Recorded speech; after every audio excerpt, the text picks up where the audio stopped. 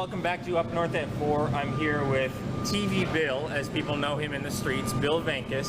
Bill, how are you doing? Doing well. So you're back inside the mill. You were working here for a long time. So before we get into the history of the mill, I just want to hear about your personal history. How long did you work here?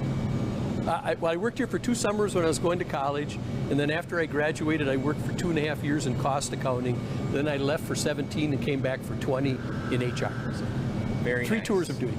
So you are not only a former paper mill worker, you're an avid historian. So tell us a little bit about the history of the paper mill, and where are we standing right now? Okay, that's probably the coolest thing. We are in the original building right now.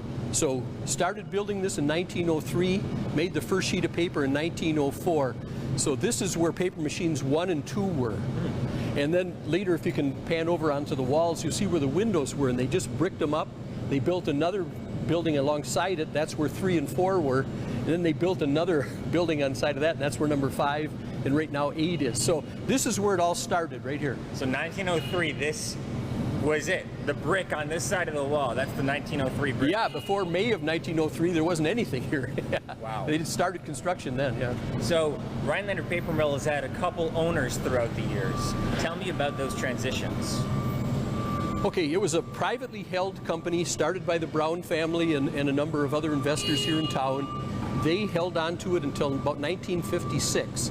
They then sold it to St. Regis Paper Company. St. Regis owned it from 56 until December of 78.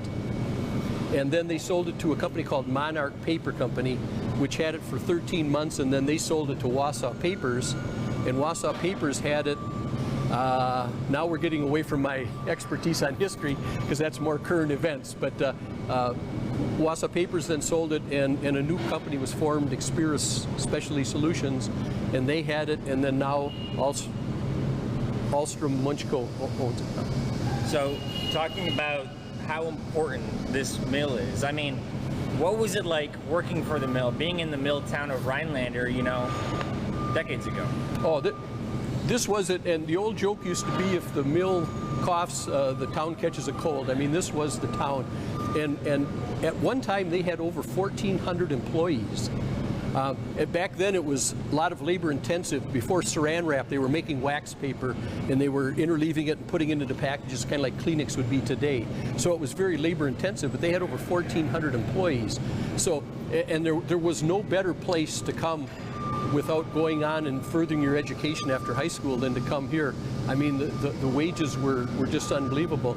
And for younger people, it may be hard to comprehend, but I could make enough in the summer working here to pay for my tuition at school. Wow. You know, I mean, so this was helping an awful lot. And when they hired for summer employees, they gave preference to sons and daughters of employees. So that was like a fringe benefit, because if you worked here and your child could work here, you know, that was just a tremendous benefit to you. So it's been here since 1904 when they started making paper. It's been an integral part of the community. It's supported the community in so many ways, you know, through donations and things like that. So I personally could never picture Rhinelander without this mill. Well, Bill, anything else you want to say about the history, any other interesting things? No, I'm enjoying this. This is a walk down memory lane for me. Sure. I've retired 11 years ago, so this is kind of cool to be able to see it again. Well, Bill, it's always great to have your insight on the show. Thanks so much for joining us again. Thank you.